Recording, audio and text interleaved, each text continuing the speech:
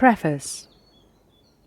I wrote this story with the sole purpose of passing on the lessons my soulmate taught me.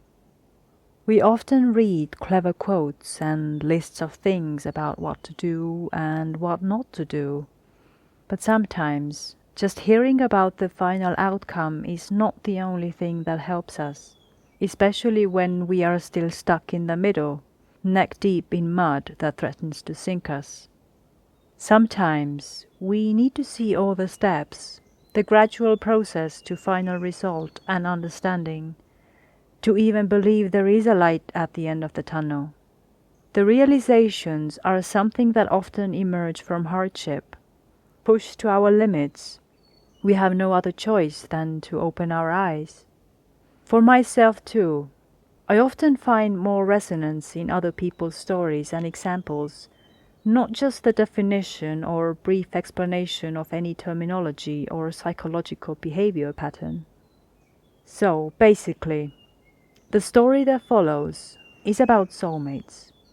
More specifically, getting entangled in toxic relationships with them. The focus is on one encounter in particular, but a few separate occasions will likely be mentioned also, for the sake of context or contrast. By the term soulmates, I mean people who have a certain role to play in your life, either to awaken you or to perhaps bring you a missing puzzle piece. They don't all carry the same purpose, nor do they necessarily seem to be benevolent just on the surface. Perhaps you have heard the terms karmic soulmates or twinflame, and these are famously not marriage material, but rather unfinished business. This, of course, is a very brief description of a much more meaningful term, but it will be elaborated on more in the story itself. Whether you believe in true soulmates or not is irrelevant. My intention is simply to pass on the lessons I was forced to learn in my own dealings with a deep soul connection that completely turned my world upside down and nearly destroyed me in the process. It gradually helped me become the person I am today. But just as easily, you can make the choice to not change and just repeat cycle after cycle, losing your sanity as you go along. On social media alone, I have seen so many people stuck in similar circumstances for years, not knowing what to do or how to get out, or whether they even should get out. This may have happened to you in a very similar manner, and it is absolutely not necessary to put the label soulmate on anything for the events to play out in their intended ways. However, for my more spiritual and esoteric people, I will stick with what I feel is true for me. Because the depths soulmates take you are no joke, and removing the magic for the purpose of what someone may deem appropriate in a more mainstream world serves no one. In either case, I hope my story will help bring clarity and answers. Elli's character is based on me. However, I decided to put her in a third person to create some distance between who I am now and the person I was back then, to be able to view her, or the past me, more objectively and not overly defend her faults. We are often blind to our own shadow after all, equally to our own beauty. I would like to be able to say there are no angels or demons in this story, but that would be a somewhat pretentious lie.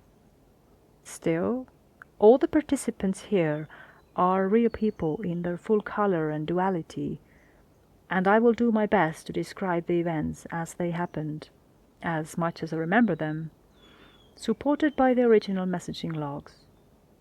The only changes are those that protect the true identity of the people involved. My main goal is not to sensationalize anything just to feed people's need for drama.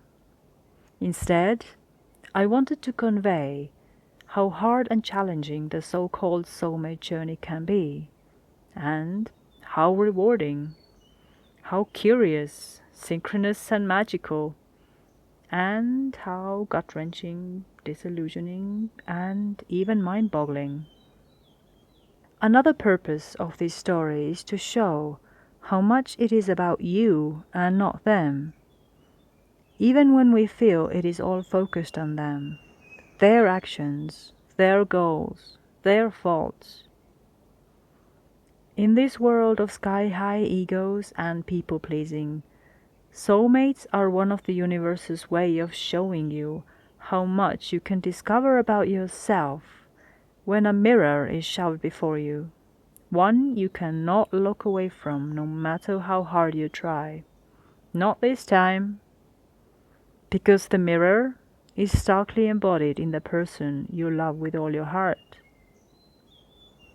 It is about all the ways encounters with deep soul connections truly make us grow, and the core level changes they can cause in us if we accept it. When forced to face the dark and hidden parts within us, reflected in another person, we can technically still say no thank you to both the lessons and the person, usually the person, and watch what happens next. I wanted to also share some of those impactful awakening moments when we finally realize the extent of us having dimmed our light for other people. That is often so subtle we may not have even noticed it most of our lives. Those moments when we are starting to see how small we have made ourselves for other people, for their comfort, for their convenience. The moments we discover how much we do not actually want to say yes to certain things, to certain people, and the eventual realization that it is okay, we can say no.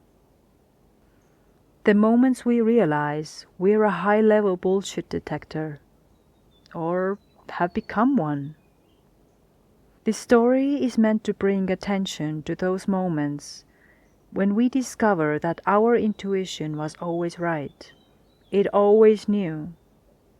It always tried to tell us, to warn us, give us little hints, signs, cues, clues, red flags, green flags, and all that modern relationship situationship vocabulary most are now probably familiar with.